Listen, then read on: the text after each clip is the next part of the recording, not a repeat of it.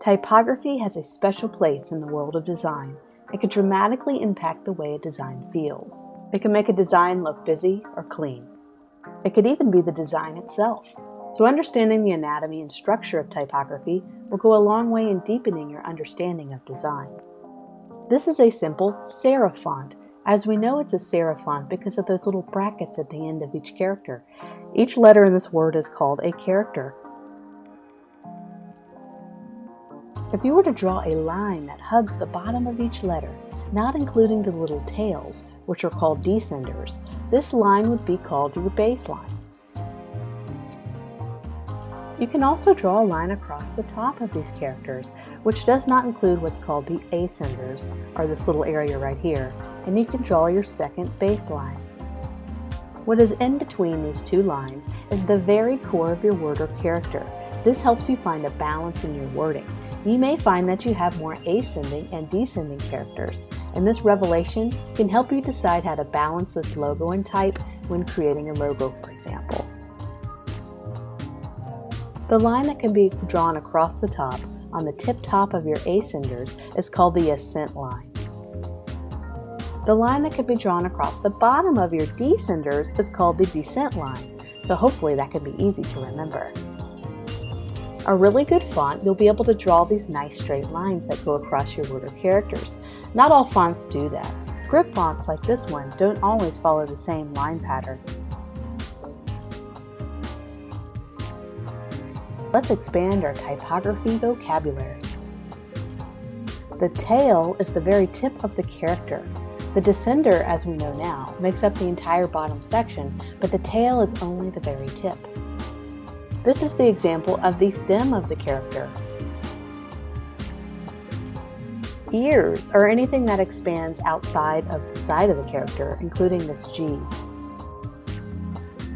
Fortunately, the anatomy of typography is similar to human anatomy. So this is an example of a shoulder. Loops are common in certain font types.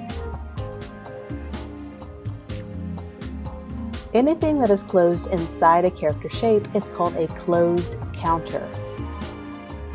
This is an example of a character leg. Crossbars are the segments that join two stems together, for example in this A.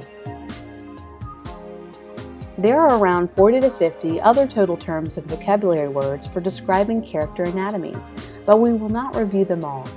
There are many I've learned just by creating this lesson that I was unaware of the right vocabulary word for it.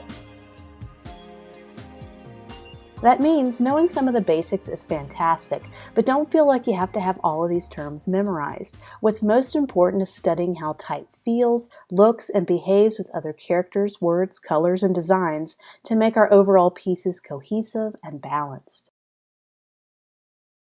I'll go over a few terms that are must-know terms in the world of design.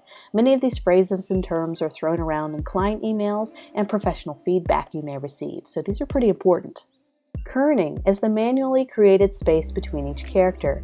Each type has a natural kerning added to it. When you manually reduce or expand the spacing between the characters using software, like the ones we'll be using for this class, you'll get the term kerning.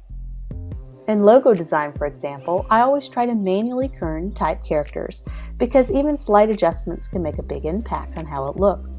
The default spacing on fonts is not always perfect.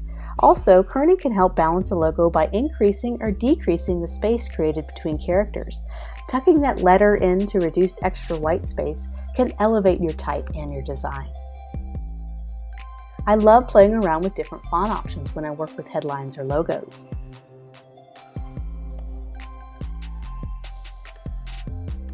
Some fonts work really well for my desired effect, beautiful serifs, tails, and loops. But take for instance these fonts. Notice how they look pretty similar at first glance, but they vary quite a bit when you zoom in and you know what you're looking for.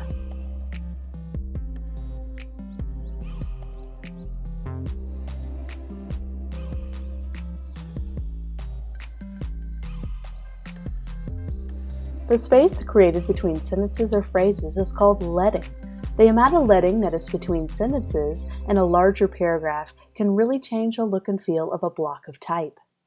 A larger leading or spacing has a chance to breathe and look very clean. Tighter spacing can feel pretty cramped. When you're learning intermediate or advanced design techniques, you'll need to know how to manually space and balance your logos, headline, and custom lettering. When working with headlines, I like to tighten the white space between characters and between words. I tuck certain words into extra white spaces of other words, and it seems to feel right and balanced when I do this.